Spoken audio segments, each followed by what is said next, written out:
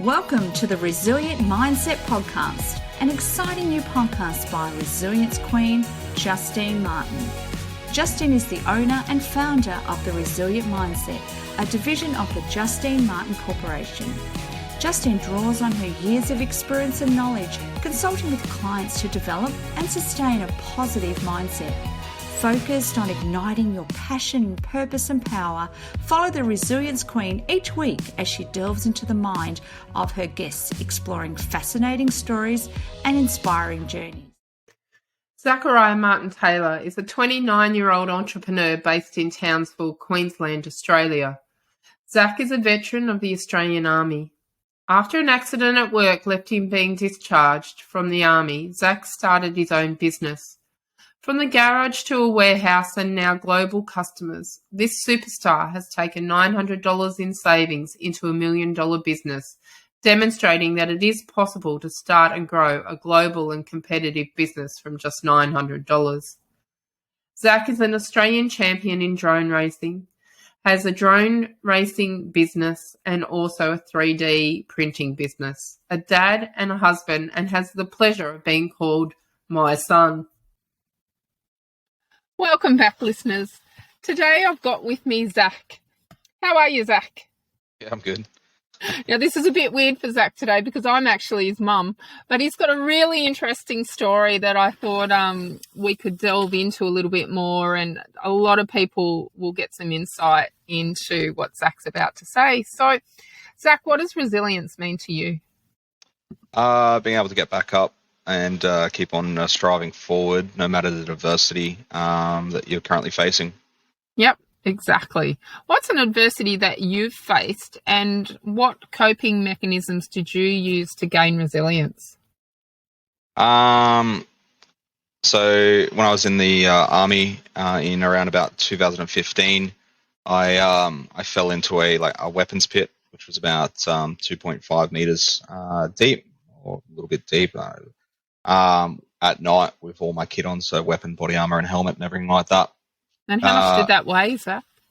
So I think total weight would have been in about 40 kilos, 50 Yep. kilos. From falling into the pit, sort of just got back out, and it was a 2 or 3 week field exercise, so just keep on moving forward. It was my first time being the section commander at the time, so just sort of had a job to do and just kept on doing it. But my knees had ballooned out, and I definitely heard a crunch and crack and pop when I fell in. I had to get the guys to lift me out. It was about 3 o'clock in the morning, and we had no night vision gear. So that night, it was about 3. We finished up digging the pits and everything like that, and just took a lot of ibuprofen and Panadol, and woke up in the morning at about 5:30, and I just couldn't bend my knees at all. And then from there, I just was like, okay, well, we'll finish the field X off. We won't worry about it until after. And I did go see the medics, and they just said, oh, you've probably just hyperflexed your knees. And I was like, okay, cool. From that, then I cracked into the field exercise, finished up, and it wasn't until I finally sort of laid down on the couch once I got back, and after a couple of beers, and oh shit, my knees, I can't bend my knees, because it was sort of the first time I'd stopped in about 3 weeks. Mm-hmm. And then I just thought I'll do some rice and just rest and ice and compression and everything like that. And they sort of got a little bit better. So then I went to work, and we did mountain biking and all that kind of stuff, and it was in pain, and A lot of pain. might as well go to the doctors, to the base medical, and get them checked out. And they sort of came back that it was that I'd just sort of hurt them a little, and that was nothing really major. And then I was doing PT. I think we're playing basketball or something like that, and I jumped up, and that's when I was like, nah, there's definitely something wrong. So then I sort of had to go into base medical and demand an MRI. And then I got the MRI done, and then I was driving back to base, and I got the call from base medical telling me to go in immediately. I went in there, and they just asked if I was all right and how I was walking, and I was like, yeah, it's fine. It hurts, and I'm getting popping and clicking and that. So I had pushed my right femur through my medial meniscus and fractured my femur, my tibia, and my fibula, and then tore my ACL in my right knee, and then in my left knee I had a bucket handle tear, so the left one. So when I fell, like one leg went like that, so like the right leg, the knee just went straight through the cartilage, and then the left sort of popped to the left and caused the bucket handle tear. So they just said that they're going to get me booked in for surgery. I went through and did surgery, and that was probably the hardest part, was sitting out for the better part of 12 months, not being able to go, field and exercises and sort of be included in with the guys to sort of, do what you're sort of trained to do. And because of that, you sort of cop a bit of shit from the guys, which then sort of leads to sort of, everything's all right, and you try and push yourself a little bit harder to get back into the game faster, but that just slows you down in the long run. I had my first surgery in May. I fell in March, so the first surgery was sort of in May, and then did the recovery on that one, and then I had my second surgery once I was fit again to then do my second surgery on my other knee, and that was sort of sucked to get better and then to have to go through it all again instead of just getting both done at the same time, which I would have preferred. But because of that and because of my knees, I sort of used the opportunity at the same time. Just because I couldn't go field, I was able to spend a bit more time doing stuff around base and sort of, doing my creative side and making signs and timber Painting. work and all that, and painting for different things on barracks, and donating a couple of paintings to 3CR and that kind of thing, which sort of pushed into my my entrepreneur sort of side and starting up a little painting business and that kind of thing. But once I sort of got my my knees sort of back and was doing more army stuff, that sort of just fell to the wayside. And then So do you think that the painting actually helped you cope with the adversity that you were facing with your knees? So it gave you another outlet, something to take your mind off things? I think it was more just a creative outlet to do something, because obviously you can't go out and drink and can't hang out with the boys. Army boys. Yes. Yeah, so it was one of those things that because I couldn't go out and do what I sort of really wanted to do, I was sort of just stuck at home instead of just, playing PlayStation or something like that. Just sort of doing some creative things. And, which is good for the brain, good for the soul. Yeah, it was good. And then it wasn't until I got better, I got posted down to Newcastle. I'm a part of engineering recruiting role for a reservist company. And while I was down there, I re-injured my knees, so it was just like a double whammy. It was just all over again. And was that doing PT that you injured them? Yeah, so I was just doing PT again, running up some stairs, which I wasn't supposed to, which I said I couldn't do, but the PTI was like, "You're doing it." I was like, "Okay, well, I'll do it if you want me to do it, and I'll fuck myself." So that's what ended up happening, which I was pretty shitty about and got a bit depressed over and everything like that. And it was just, sort of all that hard work. And time had gone. Yeah, and trying, looking after yourself and everything like that. It just sort of sucked. So then after I re-injured him again, the unit ended up getting shut down anyway, amalgamating with another engineer regiment in Sydney. So they just sort of said that I had to post back to a full-time engineer regiment. That's where I chose Townsville again. But in the process of being down in Newcastle, sort of being separated from mates that you've made in Townsville and that kind of thing, I was sort of very bored on the weekends, and that's how I saw a video on drone racing, and I thought that was pretty cool. So I decided to pick that up in Newcastle because there was a club in Newcastle. And after many crashed JB Hi-Fi drones and sort of persevering with it, a broken glass door, if I remember rightly, as well. Pretty much. So after doing that, then I sort of got into the groove of that. But then posting back to Townsville, there was no drone racing clubs in Townsville. that's when I decided to start one, and then we were breaking our parts too much, and so I decided to sort of start up a little store, just a little garage on the shelf. And didn't at that time you were also got selected for the Army racing team? Yeah, so I was doing Army drone racing team stuff. I'd sort of was on the team, but I hadn't done anything just yet. So I wasn't until sort of about March that I ended up being able to do Army drone racing stuff. And what year was that, Zach? 2018. Okay. And then around about April 2018, that's when I started Rising Sun FPV, just because we couldn't get parts in Townsville fast enough. And then did a lot of Army drone racing stuff throughout the year of 2018 and 2019. I'm just trying to manage my knees, and I'd gone to see the surgeon multiple times, and they just sort of said, look, the remaining cartilage that you got, it's better to leave it in there. And because I had retorn my knees, and they just said to leave the cartilage in. They could do surgery, but it's just going to be fast tracked to a knee replacement earlier on in life than sort of what would be necessary. So just through because of that, just I ended up getting medically discharged in October, I think, 2019, and sort of decided to take Rising Sun FPV on full time after that, and then we're here today. There you are. So, do you find that with taking your focus away from thinking about your needs all the time and then being creative and starting the drone store actually helped overcome that adversity?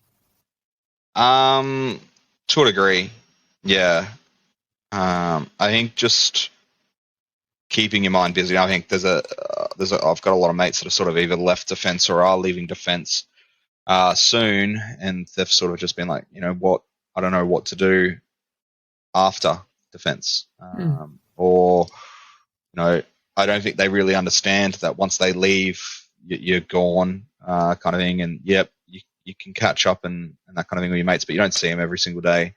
And I think a lot of guys that either join straight out of high school or something like that don't necessarily understand. Yeah, so they don't really understand that when you do leave, you sort of lose contact with majority of the boys. So having the drone racing club already there and having civilian mates and catching up with them definitely made things a lot easier and a smoother transition.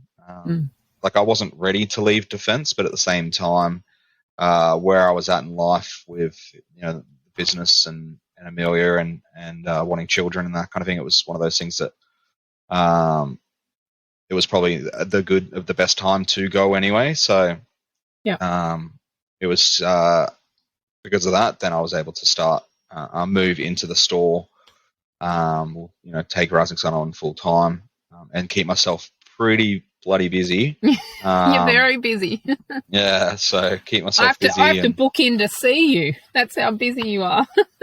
But we do live in polar opposites of Australia. You're in far north Queensland and I'm down in cold Victoria. So like the cold just hurts the knees, hurts the joints. So I'm not moving to a colder climate.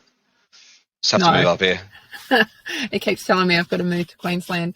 So what has been your biggest failure to date, Zachy, and what resilience techniques did you use to get back up?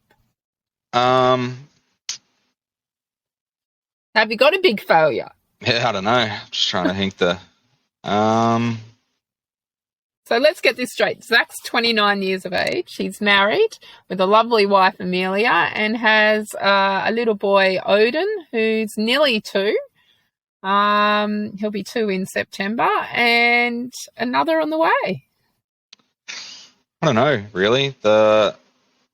I think we haven't really had huge failures in business just yet. That's good. Even though we do gamble a lot with purchases and starting product lines and that kind of thing. But I think, it's one of those things that if it doesn't sell, then I'll just use it anyway. I think the big sort of ones was probably not setting myself up for success with probably purchasing a house or a home while I was still in defence, and not sort of having that end goal of, while being in that position of, you're getting your paycheck every fortnight and you don't have to worry about it, not really necessarily worrying about money too much. It wasn't until sort of leaving defence and then going, oh shit, this is, you got to make your own crust. That, you had. Because you went from my strings, my apron strings, straight into the army at the age of 17, and then always having someone else tell you what to do. And then all of a sudden you're no longer in the army. You've got no one telling you what to do anymore. How did you cope with that? Well, posting. So once I did injure my knees, going from the squadron, so, being in the section and everything like that, was sort of more put into more of a freedom sort of role, being able to sort of make my own decisions. I still, had to, a higher up that I had to deal with and sort of respond to, but wasn't until that you sort of got the freedom of, no one checks over your work and that kind of thing. So you've got to make sure that you're on task, which I actually sort of thrived in. And that's why I ended up getting the role in Newcastle, because you were only, you were left alone. You had around 90 people to look after in 3 different locations, and helping people enter defence through reserves and sending them down to Kapuka. And so it was a completely different sort of work-life balance in that regard. And I think that definitely helps me there. Then lead back into going back to a full-time Civvies. regiment. I sort of struggled with that because I was then back into a section and had been used to sort of just working for myself, by myself in that role. But I struggled with that. But I think the Newcastle role definitely helped with, your own Transitioning out. Yeah, and then sort of leaving. I think it was sort of a big sigh of relief when I did leave, that I didn't have to worry about anyone else or trying to please like a higher up for a PAR, so that the personal annual review, or you didn't have to try and tick any boxes. And the fact that how hard you put into something was what you're going to see as a return, and that's what Rising Sun's and definitely shown, is being able to go. I could really coast by and live on a defense pension and just do sort of nothing and chill. And it would be, that'd be great for maybe the first 6 months, but then you get slack, you probably drink more, you probably drugs. So, and then I see it with mates that do leave defense, and you go, well, shit, that's probably not the best way to go. Whereas this, you get a bit of stress, a bit of pressure, but at the same time, if you thrive in that work environment, then to sink or swim. But I enjoy. And do you ever stop and I've asked you this question before, but it's been off air. Do you ever stop and look around of what you've actually achieved from nothing and go, oh wow, pat yourself on the back? Not really, because it's not over yet. I think we're just getting into the groove now with, having the shop on a little, we literally had like prawn buckets. I don't think we've got them anymore, but we had prawn buckets. That was like where our stock was kept in a little shelf. I've still got the shelf. It's like in the warehouse. But then once we bought our house, when we left defense, and then, moving from the little shelf into a whole 36 square meter car garage. And, when I did leave defense, I took 2 weeks off where I did nothing. And if I wanted to crack a beer at 10 o'clock in the morning and get Uber Eats, I would. But that was for that 2 weeks where I had spent 9 years just on the grind doing Defence Force stuff. So I took the time, played the games that I wanted to, watched a movie, and just sort of chilled out. PlayStation games here, yeah, aren't that's you? yeah.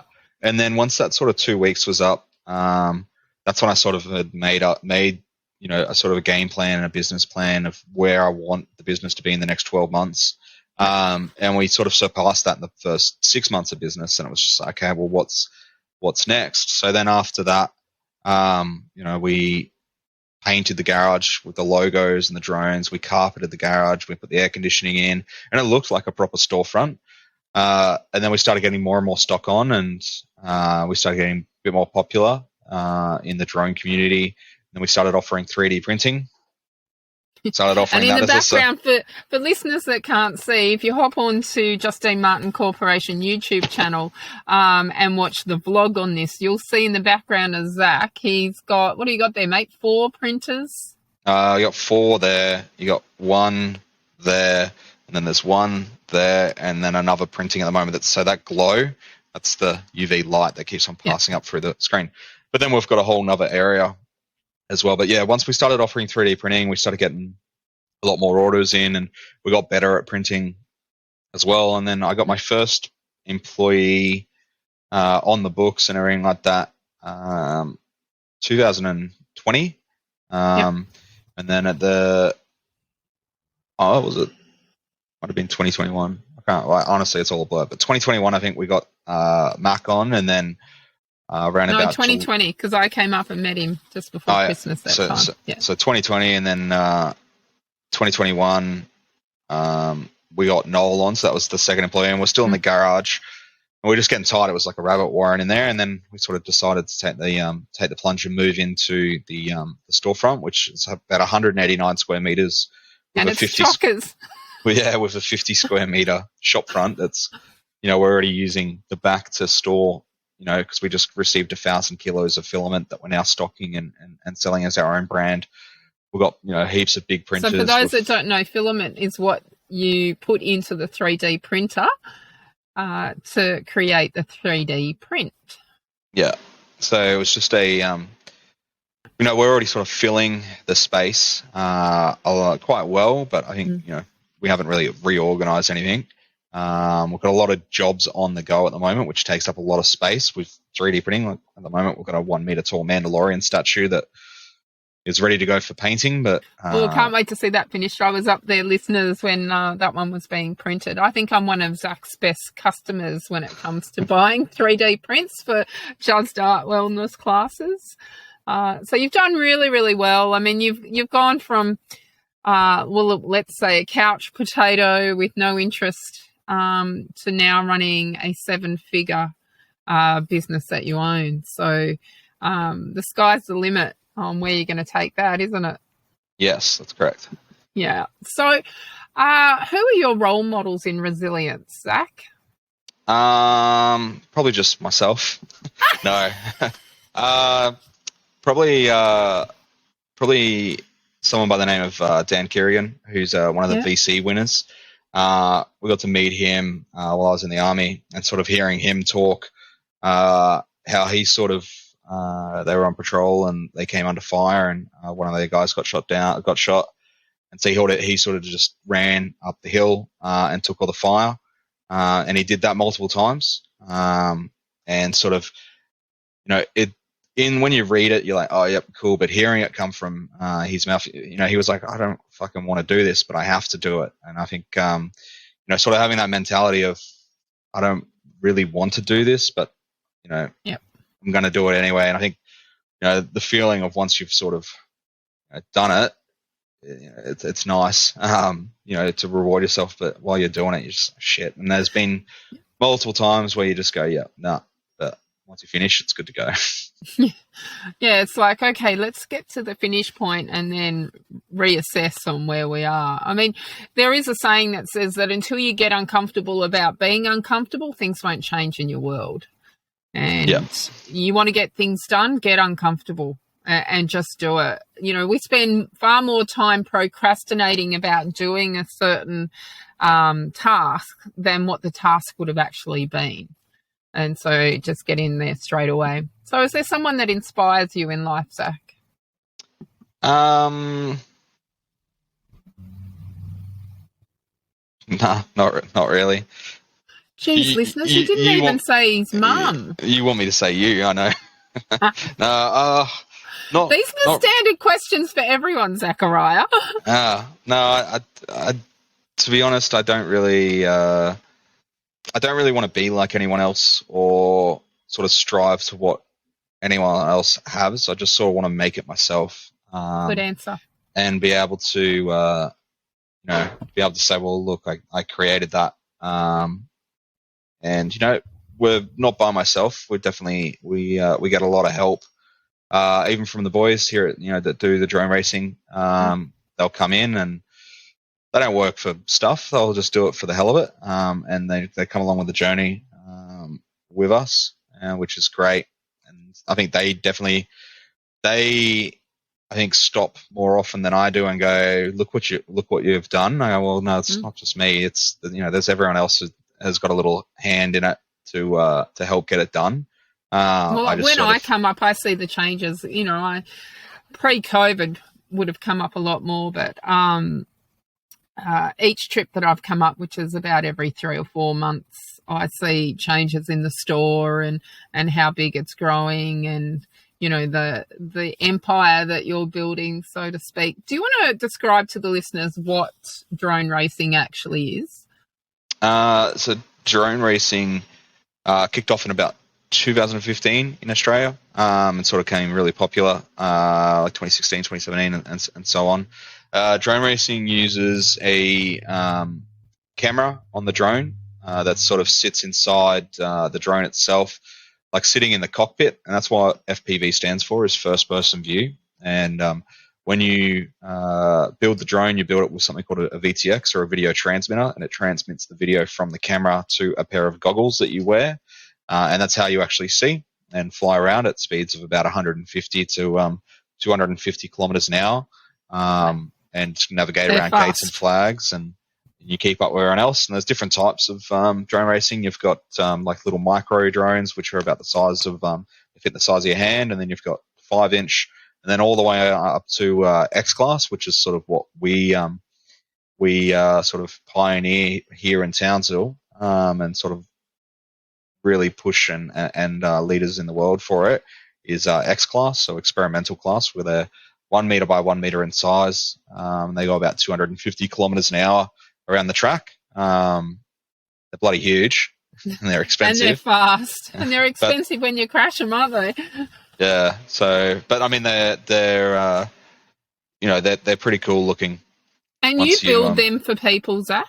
Do you build them for people? Yeah, we do. So we build anything from 3D printers here, or repairing drones and building custom drones for people.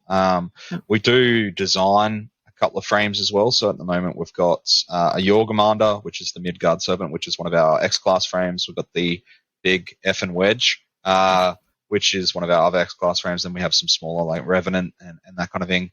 And you've designed them from scratch? Yeah, so we design those up, and then we sell those. Them. Yeah, so get them cut out of carbon, and we do all the 3D printing and everything like that. We sell those ones. Wow, that's phenomenal. Remember, he was that couch potato for 2 weeks, so, and it's just grown from there. So what are your passions in life, Zach? So obviously drones. Yeah. Probably family. Since we've only just got Odin in the last 2 years, but I don't know what I'd bloody do without him. Yeah. Probably just creating an environment that is fantastic to go home to, and really that's about it. Is on the home side, I think for business, I haven't really set a new goal for the business, just because I really don't know what we can accomplish, because at the moment we've got so much on the go. Yep. And we can go in any which direction. And so it's about focusing on the goal that you're actually working on, rather than some future goals at the moment. Yeah. So at the moment, I think the goal that we sort of had focused on was just stability. So obviously we've just made a whole lot of changes with moving to the storefront and everything like that. So I think it's sort of taking a back step on the growth of the business, and sort of going, okay, well, building up our customer base with our regular customers, and sort of refining our services that we can offer to those customers, and being able to ensure that we meet the deadlines and everything like that, not sort of overselling ourselves. So which I think if we were to keep on with the growth, we're going to have to get a couple more employees and everything like that. But at the moment, we're just not there to do that. So we're just going to take that back step. Being realistic as well with your goals. Yeah, definitely. So And we'll how do you cope with the pressure? It's not really too much pressure in it, really. I think the most stressful thing is if there was no orders placed for like a month, which that would be stressful. Yeah, that'd be pretty stressful. But at the same time, I don't think that's ever really going to happen, just because I have a very niche and sort of interesting business as well. I think the big problem we do have is not having enough stock for first timers, but something that we can definitely sort out. But yeah, and COVID hasn't helped, has it, with getting stuff in and setbacks and COVID helped the business with growth, but we people look for hobbies. Yeah, so being able to build a drone at your house and fly it in your backyard, or 3D printing and that kind of thing. We definitely shot up a lot more, but to try and get the stock in to replenish the inventory on the parts, majority of that stuff comes from China. So, our normal shipping times went from about 2 to 3 days to 9 to 20 days shipping time. Yeah. So you can't make money on stuff that's not here, and that was sort of a bit of a struggle point, but it's getting better now. So, that's good. Right, another question for you. Just picking one out of here that you'll just love. How do you practice self-care and personal wellness? I'm pretty terrible at it at the moment, if I'm honest. I haven't been to the doctor since I left the army. Zakariah! So, realistically, probably something that I could get on top of. But thank you for being honest. Yeah. And your mother's going to give you a talk after this. Good luck. But I think the big thing is that I've been so sort of head down in this that I haven't really worried too much about it, because I'm sitting down for the majority of the day anyway. My knees haven't been too bad. Definitely they're not great. They're making a lot more popping and clicking, but there's not much that can be done about it anyway. But you yeah, take time out with Odin and I think Amelia. mental well-being, I think, is having that break. Definitely knowing when I'm getting burnt out. I can 100% tell when that's happening. When I sort of become disinterested at a task, or just couldn't think of anything else other than not wanting to do it. So do you think it's changed? Because I know that when you had the business at home in the garage, as a lot of my listeners do have home-based businesses, do you think it's easier now that you've got the shop front and you can switch work off when you come home? I found it more difficult.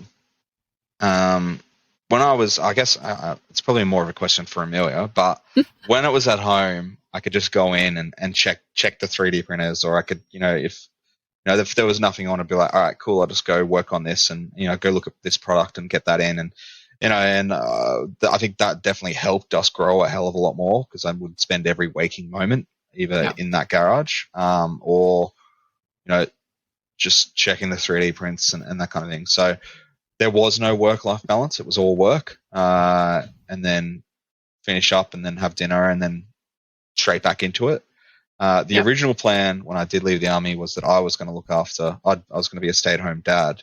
And then once the business started growing, that's when I said to him, I'm like, we can't do that anymore. And even she agreed. So then we ended up, that's why I owned a daycare. But having the business at the storefront, I think it put more pressure on, because that stock's not in my garage 20 meters away.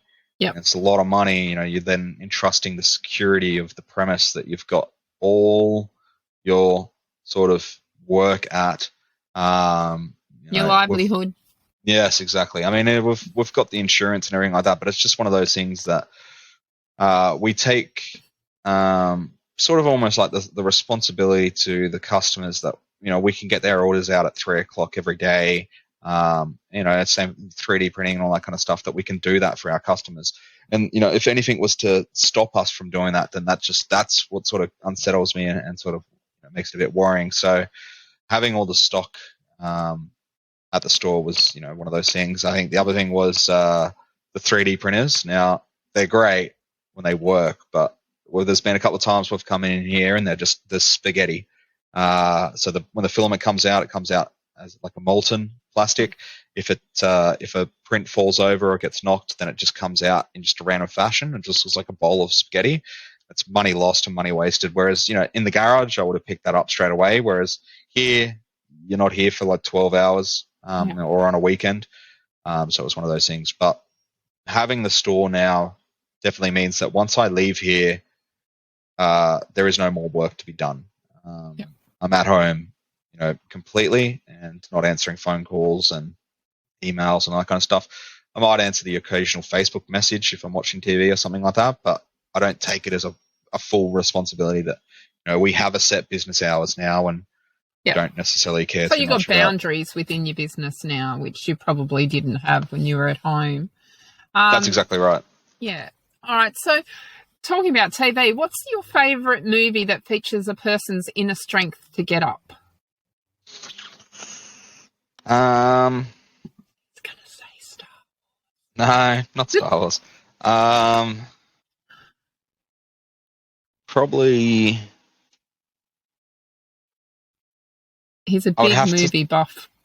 I'd probably have to say Tom Hanks in Saving Private Ryan. The D-Day scene. I remember watching that movie, which I probably shouldn't have, which is bad parenting, when I was like 9 or 10 when it first came out, when we were in Glen Innes. And I remember watching that. Under the age of 10. And it blew my mind. I didn't know anything like that existed. And then watching it again and multiple times and that kind of thing, but having, being able to keep on going and striving forward. For something that's actually happened, it still blows my mind. And even, being in engineers where, you have to do the, either breach a minefield or run up to the wire with the Bangalore torpedo and actually going, shit, if we ever had to do this, would we be able to do it? Was always something that played on everyone's sort of mind and going, oh shit, and even doing, the explosive, searching for IEDs and that kind of stuff. Yep. There's only sort of a metal detector between you and the road, and sort of having the trust in your equipment and keep on taking that step forward was one of those things that, so I think, that movie there is probably the big one. Okay. I'll have to rewatch that one. I'm sure I watched it when you were 9 as well. What's a quote that you live by? If in doubt, throttle out. Probably if you're uncomfortable in what you're doing, I guess the best way to sort of describe it's a drone saying. So like, if you're in trouble with a drone, you push the throttle up and it'll get out of it. And I think to put that to everyday life is if you're uncomfortable in what you're doing, then you're probably doing it right. And pushing yourself. If you were only ever comfortable with the things that you wanted to do, we wouldn't strive to to even make a business or anything like that. There's definitely been times where I've been like, why am I doing this? What is it all for? And seeing people make a hell of a lot more money for doing shit all work definitely sort of hits close to home. Whereas I enjoy what I do. Not every day. I have some shit days, but I enjoy what I do, and I think the being That's able to important, create, isn't it? It's important to enjoy what you're doing. That's correct. Like being able to have, I guess, a sense of pride in your work. You can definitely see that in stuff like artists and anyone that creates something with their bare hands. Being able to sort of say, look, I made that and I'm proud of it, definitely helps. So, what guides you to find purpose and direction? I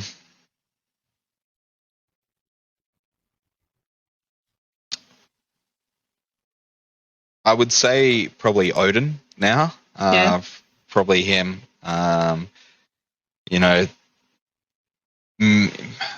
Setting things up so that he has the best life possible.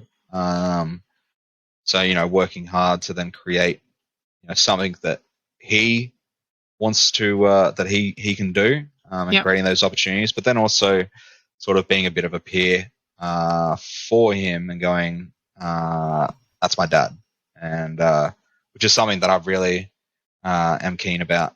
I think he, even when he came to the store yesterday with me, I think him just walking around and looking at all the stuff, I think he's starting to sort of get a grasp on that does some pretty cool stuff. He'll be flying his first drone before his 5th birthday. I can see it now. Yeah, he's almost. We'll see. Probably by 3 we'll have something. So tell me about the 3 most influential people in your life and how they've impacted you. I'd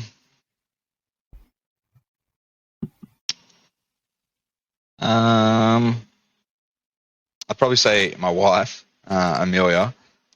She definitely pulled my head in when I first met her. Probably just going out drinking too much. I think she definitely persevered with me. And I don't know if it's paid off for her, but we'd love to think it has that. Yes. She definitely helped me out, and we've both sort of made a bit of a life together now, which is great. Second,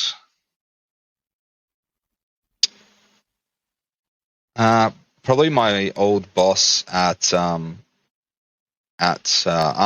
just before I was like in the process of leaving and everything like that. Worked for him for a year and a half. I think he was sort of one of the first bosses that actually sort of listened and sort of gave me a lot of leniency with letting me being able to do a lot of Army drone racing stuff, and he could see sort of where I was going to be heading at the time. I sort of wanted to create a business, and we used to sit down sort of on a Friday afternoon in the office and sort of have a big fat chat about sort of what was going on and sort of where he was going as well and what he wanted to do, but then also sort of what I wanted to do, which was one of those things. And then third, probably you. I'll go you. Thanks, darling. That's all right. Probably you for the reason of how far sort of we've come from being Glen Innes and then moving to Western Australia. So we were homeless at one stage. Let's tell the listeners. You were about 8 or 9, and we had nowhere to live, and we had to live in a caravan in a caravan park, and you both got the chicken pox, and it was snowing. It was in the middle of winter, and we've come a long way in the last 20 years. So yes. Yeah. And I'm a lot to live up to, so I always think God help my kids with it all. But we don't have to agree. Just need to. But no, I think being able to come, to even sit here today and go, it's one of those things that no matter the sort of struggles and that kind of thing, but having the diversity and the push forward is one of those things. Yeah. Thanks, darling. If you could go back and give your 18-year-old self one more piece of advice, what would it be? Invest in Bitcoin. Probably don't shy away from it when you saw it on Reddit in 2012, like 2010. Oh well. No, probably just don't drink that last beer when you're out and go home. Yes, because I did get that 4 a.m. phone call one morning. Probably just there's not really anything that I would want to change sort of from 18 to now.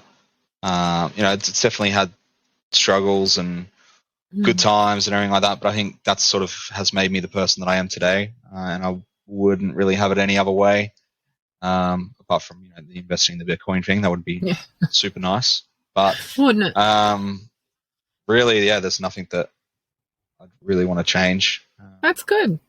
Probably take better care of your hair so it's it doesn't fall out. when you So, turn bloody listeners, Zach's 27. going bald. Yeah, let's get it from the mother's side as well. He blames me for everything. All right, let's change the subject. If you won $10 million tomorrow, what would you spend it on? I would probably buy a really nice house because that's what I sort of want to do. Probably just buy a nice house, but not lavish. But one with a theatre room that has a lockable door so the kids just can't come in. A pool, so really nice pool and entertainment area, which I really want to do just because a bit of a social butterfly. Don't know where you get that from. Yeah, and like having some beers after race day and that kind of stuff. Yep. The other sort of 9.5 million, I think I would really. I'm really not sure. There's nothing that take a trip around the world or anything like that. I'm not really. You're not a very materialistic. Oh, I'm very hard to buy gifts for. I know that. Oh, yeah, we know. I would probably invest it more into myself and sort of creating and setting up Odin and whatever this next one's name is, which Amelia and me can't agree on names just yet, but we'll see. We'll see who wins the battle. But really, I don't know. It'd be nice, but if you could live anywhere in the world, where would it be? Bloody Townsville. Townsville with a lockable gate, stop people from breaking in. A big fence. No, I like where we currently are. I don't think I would like to live sort of anywhere else. That's good. And that kind of thing. I think living in a different location is, you set up all your friends and all that kind of stuff again. And we've done that a few times. Yeah, so I think that's one of the big things is that I'm happy where I currently am, and out of all the places that we have lived, I think this is probably the nicer one, except for it's pretty shitty for about a month and a half every year because of the summer. But we've got good air conditioners now, so yeah, it's good. What was your favourite subject in school? Science. Yeah. Science, probably science. Science. Human biology wasn't too bad, but science was cool. I thought you liked woodwork. Woodworking was alright, but it wasn't like nothing to rave about. Okay. Well, there you go. I learned something new about you today. Okay. Pineapple on pizza, yes or no? Oh, yeah. Yes, you are my son. Yeah, you got the Godfather. Tea, coffee, hot chocolate, or wine, or beer? Or tea? Did I say tea? I'll always take a beer. Right. And what's your preference? Great Northern. Or anything. I'm a big fan of pale ales at the moment. Oh, are you? Yeah. Hint. It's one of our traditions is when I go up to Townsville that we go and have a beer together, isn't it, Zach? Just you and I for the time. Okay, so what are 3 books you could recommend to my audience and why? What was that? It just cut out. All right, I'm just going to mark that. What are 3 books you'd recommend to my audience and why? Probably Matthew Riley, Hell Island, because it's a super quick read and it sort of covers all of sort of his topics and what he's really good about writing about. He had a pretty shit TV movie just recently, but his books are really good. Probably.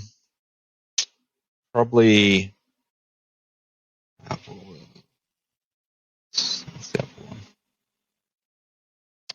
I think it's Andy Remick, Kremlin.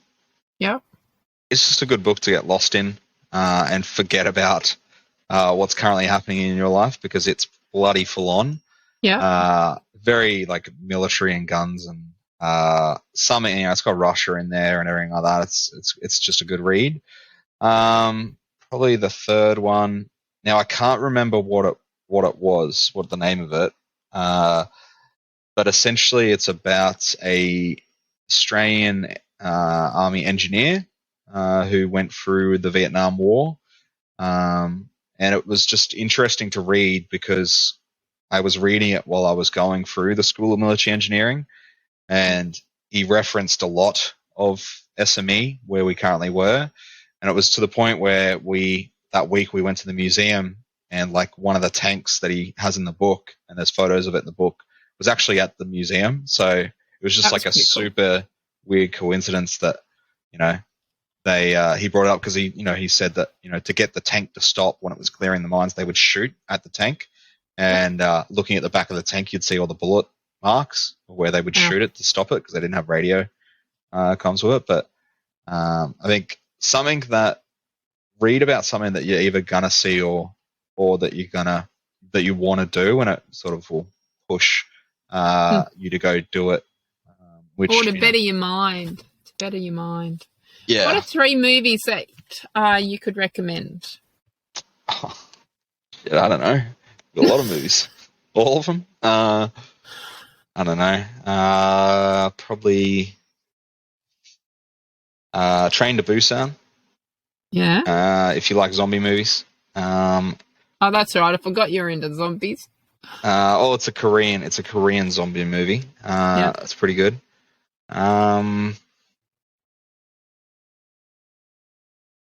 Dune.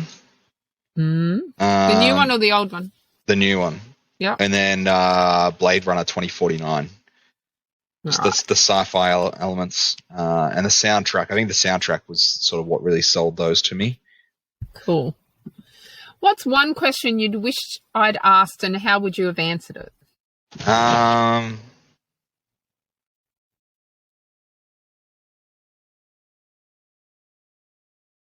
That silence is him thinking. Yeah, I don't know. We pretty much covered everything, didn't we? Yeah. Yeah? You'll think of one later and say to me. Where can listeners find you online, Zaki? So if you jump onto Facebook, you can find me at Rising Sun FPV. Same for Google, Rising Sun FPV. We have 2 different sort of handles for our business that we do. For our 3D printing, we fall under Rising Sun 3D. That's where we post majority of our 3D printing busts and designs and everything like that. You can jump on YouTube as well, and you'll see all our drone racing videos, or you can jump onto our website and it will direct you to all of it. You'll see all the products that we stock and services that we offer. And that's risingsunfpv.com.au? Yeah, that's the one. Yeah. I look it up enough. I know these things.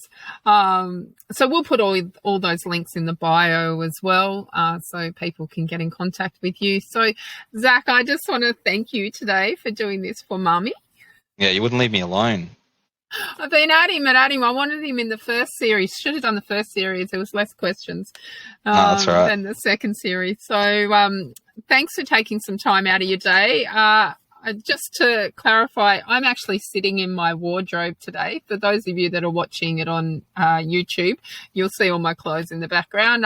That's because Zach's sister and all her children and partner lumped at my house last night because their house nearly burnt down with an electrical fault to the meter box. So I've got kids running around everywhere, and we adapt and we modify and things go on, and that's what builds resilience. So here we are.